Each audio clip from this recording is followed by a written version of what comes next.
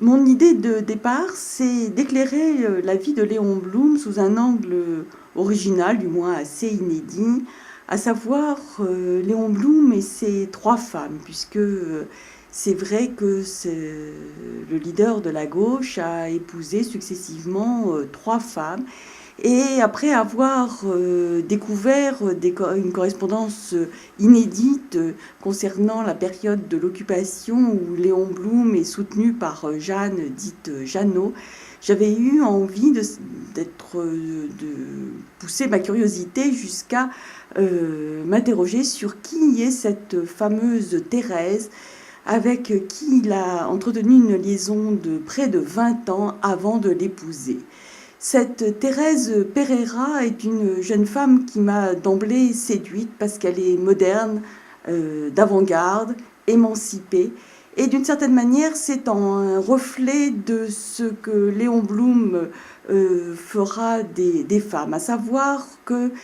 si Léon Blum a entretenu cette liaison passionnée avec Thérèse, que l'on prenait pour une militante politique extrêmement engagée, je crois qu'il est bon de rétablir un peu la vérité. Thérèse est une femme ironique, d'avant-garde, indépendante, qui a une ardeur toute dévouée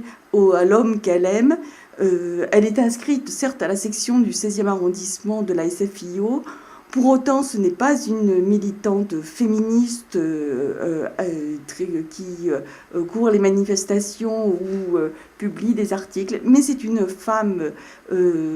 énergique qui, je crois, a galvanisé Léon Blum et l'a accompagné tout au long de sa vie, et en particulier pendant la conquête du pouvoir. Et pour finir, elle a été à ses côtés la première First Lady au temps du Front populaire, car elle meurt en 1938 en même temps que meurt le Front populaire. Si quelque chose m'a frappé et s'il y a quelque chose à retenir de cette longue traversée de Léon Blum à travers les trois femmes qui l'ont accompagné tout au long de sa vie,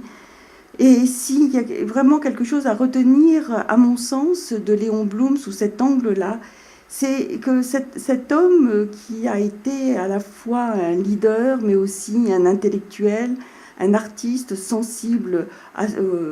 l'art, à la musique, à la peinture, à l'écriture, c'est un homme qui a aimé les femmes, qui a voulu leur émancipation. Et si effectivement l'espoir a été brisé de leur accorder le droit de vote, il n'empêche qu'il a été audacieux en faisant entrer trois femmes au gouvernement en tant que secrétaire d'État. Certes, ce n'est pas une révolution, mais c'est un geste assez spectaculaire pour que l'on s'en souvienne et qu'on retienne cette ouverture vers les femmes en 1936.